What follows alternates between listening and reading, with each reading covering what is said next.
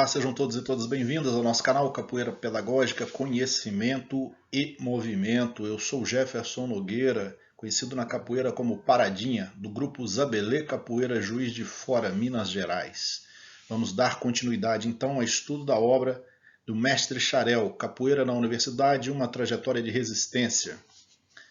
Esta é a resenha 029, então eu enumerei todas as resenhas do canal, então nós temos 29 resenhas prontas. Esta é a parte 12, a 12ª parte da obra do mestre Xarel. Hoje nós vamos dar continuidade ao estudo da parte metodológica. Qual caminho metodológico o mestre percorreu para fazer essa tese de doutorado dele? Deixando claro mais uma vez, cada universidade, cada faculdade, cada curso, cada área específica, ela tem uma forma, uma estrutura de curso que a universidade tem autonomia para cobrar, para padronizar dentro do seu campus aquela formatação. Lógico que o norte é a ABNT, as regras da ABNT, Associação Brasileira de Normas Técnicas, mas a faculdade pode moldar e fazer um padrão para se adequar às diversas disciplinas da área, né? Então aqui nós temos um modelo da área de educação física do mestre Xarel. Para você não falar assim, eu fiz o curso de graduação e essa sequência aí está errada. Não, não tem nada errado. Metodologia há diversos caminhos. Metodologia é justamente o caminho que você percorreu para finalizar a sua obra. Então nós vamos trazer aqui para vocês hoje as questões a investigar, quais questões foram levantadas pelo mestre, as suas hipóteses, a metodologia, o caminho que ele percorreu, o modelo de estudo e as considerações finais. E se essa matéria não se esgota aqui, tem mais um vídeo para complementar essa parte metodológica do mestre. Sigamos em frente. Todo trabalho científico tem que ter uma questão. Qual é a sua questão de pesquisa? O que você quer investigar? Você tem que ter bem claro. A minha questão é essa. A minha temática geral é essa. Quais foram as questões do mestre Xarel? Analisar criticamente os fatos históricos, observando cronologicamente as etapas que representam um marco de resistência da capoeira, como uma manifestação popular cultural esportiva que identifica sobretudo a sobrevivência de um povo. 2. Identificar de que maneira a capoeira regional, seu criador, Manuel dos Reis Machado, mestre Bimba, e alunos influenciaram para que a capoeira saísse da marginalidade e alcançasse a universidade. Então nós temos aqui o objeto do mestre bem claro, a inserção da capoeira regional na universidade. Temos ainda averiguar a relação existente entre educação física e capoeira, fazendo uma comparação da interação e contribuição dessas atividades. Ou seja, logicamente o mestre teve que incluir a capoeira dentro do contexto da educação física, porque a educação física foi a porta de entrada para a disciplina capoeira. Então, teve que fazer essa correlação. Quando você vai fazer uma dissertação, uma tese, você tem que fazer com que o seu objeto de estudo tenha alguma ligação com as linhas de pesquisas existentes naquele programa.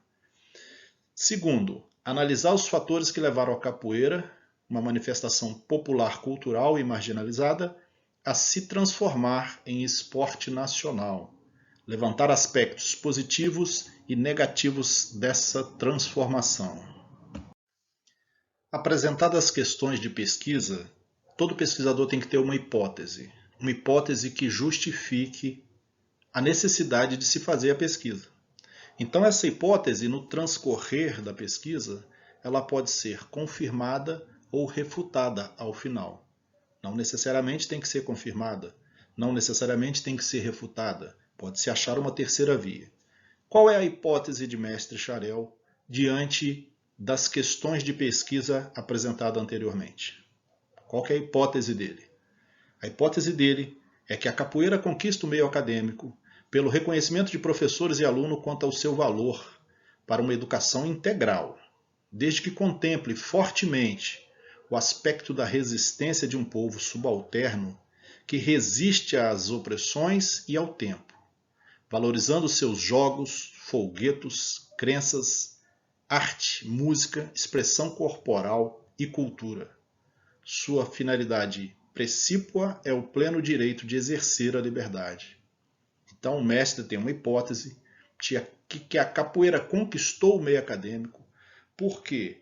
Porque os professores e os alunos fizeram com que a capoeira se integrasse num modelo de educação integral, que a capoeira fosse vista dentro de uma visão holística, que contemplasse diversos elementos que pertencem à cultura do povo, né? Então aqui ele fala, por exemplo, do aspecto de resistência da capoeira, a resistência de um povo. Segundo aspecto, que a capoeira na universidade ela só conseguiu vencer porque ela valorizou esses aspectos como os jogos, os folguetos, as crenças, a arte, a música, a expressão corporal e a cultura. Então, sua finalidade precípua é o pleno direito de exercer a liberdade.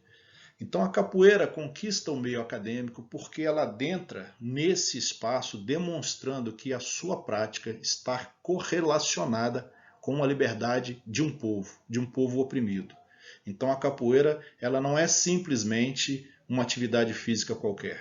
Ela é uma atividade física que tem todo um aspecto histórico-cultural no seu passado que influencia no seu presente. Então a capoeira ela não pode ser vista meramente como uma atividade física, como uma ginástica, por exemplo. Não, ela é uma ginástica, mas ela é uma representação de uma cultura de um povo. Ela representa as necessidades de uma raça, ela representa a resistência de uma raça. Então ela tem que ser compreendida dentro de todos esses aspectos históricos culturais. É isso que o mestre tem como hipótese.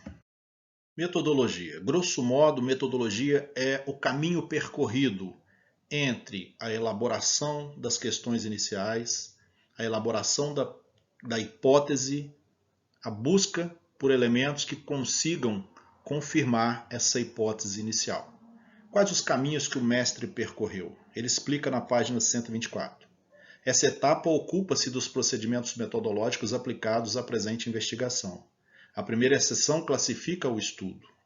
As que se seguem tratam dos aspectos referentes à seleção dos sujeitos, daquelas pessoas que participaram da pesquisa, procedimento experimental, instrumentação, coleta de dados e tratamentos estatísticos. Então eu indico aqui a página para que você vá lá e se aprofunde em cada um desses aspectos, para vocês aprenderem e verificarem como o mestre conseguiu chegar na sua conclusão. O pesquisador ele tem que definir qual modelo metodológico ele vai utilizar. Vamos ver o que o mestre decidiu. Esta pesquisa é de natureza qualitativa, né? Poderia ser qualitativa, poderia ser quantitativa, poderia ser quali-quantitativa, no caso aqui o mestre definiu como uma pesquisa qualitativa. E tem as características de um estudo histórico descritivo. Então está bem delimitado aqui o modelo metodológico que o mestre vai servir. E ele fundamenta esse modelo. Para Cervo e Bervian, a pesquisa descritiva observa, registra, analisa e correlaciona fatos ou fenômenos variáveis sem manipulá-los. Destaca o estudo dos fatos e fenômenos do mundo físico e especialmente do universo humano, procurando descobrir, com a precisão possível, a frequência dos fenômenos, sua relação e conexão existente na comunidade, grupo ou realidade pesquisada, sem a referência do pesquisador. Aliás, desculpe, sem a interferência do pesquisador. Então, aqui o mestre apontou que modelo que ele vai utilizar, que modelo metodológico ele vai utilizar e quais os autores que ele buscou a sua fundamentação metodológica. Guerra e Castro entendem que a pesquisa histórica se caracteriza pelo encadeamento dos fatos ou de teorias, usando a diacronia, isto é, a sequência temporal ou a sincronia, a convivência de fatos ou teorias no mesmo período de época. Então aqui o mestre traz dois modelos teóricos e vai fazendo essas discussões para mostrar para nós qual o caminho metodológico que ele resolveu, que ele optou junto com seu orientador a seguir. Então assim, vocês estão vendo que eu estou dando uma passada, né? Mas eu indico as fontes e eu indico as páginas para que você que está em vista de fazer o seu TCC, seja na graduação, na especialização, no mestrado e no doutorado, né? Nas suas diversas categorias e graus de dificuldade, você possa recorrer ao livro do mestre, né? E buscar qual o caminho que ele percorreu. No livro tem os detalhes, mas eu não posso ficar esmiuçando aqui porque vai ficar muito longo. Então aqui eu estou dando uma visão panorâmica do percurso metodológico dele, mas indico as páginas para que você busque. Deixo esse pensamento aqui. Pesquisar é ver o que os outros viram e pensar o que nenhum outro pensou. O que significa isso? Você pode ter um objeto de estudo, né, apresentar para a banca um objeto de estudo, e a banca fala assim, mas já existem trabalhos nessa vertente que você está pesquisando. Vou dar um exemplo. Né? Eu vou pesquisar capoeira regional. Aí eu vou ouvir da banca, não, mas pesquisar capoeira regional não tem novidade. Porque mestre Xarel já pesquisou, os outros mestres da capoeira regional já pesquisou, outros mestres, doutores já pesquisaram. Qual que é o pulo do gato? Sim, eu vou pesquisar a capoeira regional, mas por esse viés, por esse aspecto. Eu vou pesquisar a capoeira regional, por exemplo, pesquisando os aspectos econômicos ligados à sua evolução, ligados à sua expansão para o exterior. Tá vendo? É isso aí, ó. Pesquisar é ver o que os outros viram e pensar o que nenhum outro pensou.